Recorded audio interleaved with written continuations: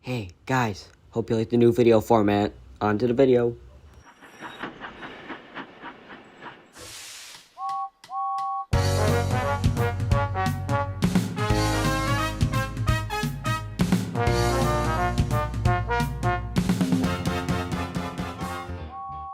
Hello everyone.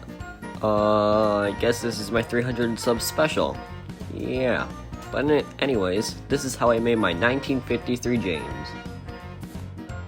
In July this year at the Audrey Extravaganza 3, there were documents of the 1953 pilot from BBC, and there was a higher quality photo of James from the previously blurrier photo. Turns out, someone figured out that he was made with a Hornby 00 N2, and it turns out I had a spare one sitting around, so I decided to make a replica of him. Alrighty, to start off, I got reference from my N2 and I mocked up a model in Tinkercad, which I use for most of my models. I printed it out and I did some test fitting, but it wasn't that good. I redesigned it later and I got the smoke box from Seth R's model of James. Hold on, look at his James. This model's the best. Shout out to him and his model. A new shell was designed and the tender was too, while trying to keep a similar size to the original photo. Next up was the bogie. I originally had designed a mock-up to cut up in CAD and then print out, but after I printed it, I forgot I had to add a coupling to the front. So I did something similar to the original pony truck and had that cut in half and shortened it, and then I cut the small circle latch thing off and glued it to the side. After that, I attached it to where the front screw was with a random screw and nut I found laying around, and it somehow worked.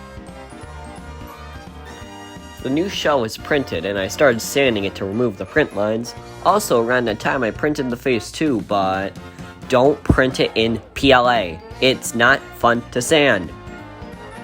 Anyways, I sanded both of those and puttied them until they were decently smooth.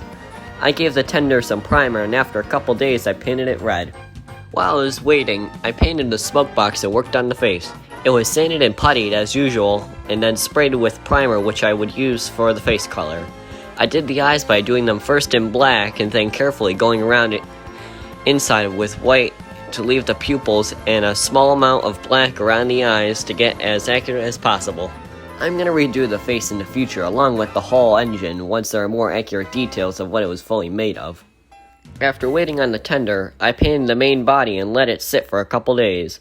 I did the lining on the tender first by putting some tape around where I could paint and then painting it with a brush. Then I did the number freehand and the yellow with a toothpick. It turned out well, I think. The lining on the body was the most difficult part. I did the same method as before with the black lining, but the curves were all freehand. One side looks decent, but the other side looks, pretty bad. I plan to redo that later. The dome and whistle was done with a gold paint pen, and so was the yellow stripes with, yellow. Sorry to say, there's no back coupling at the moment, so you can't pull trains. Even if you did, I don't have much of the correct track, and only one wagon too. So I plan to get some double track someday, and maybe some more rolling stock too.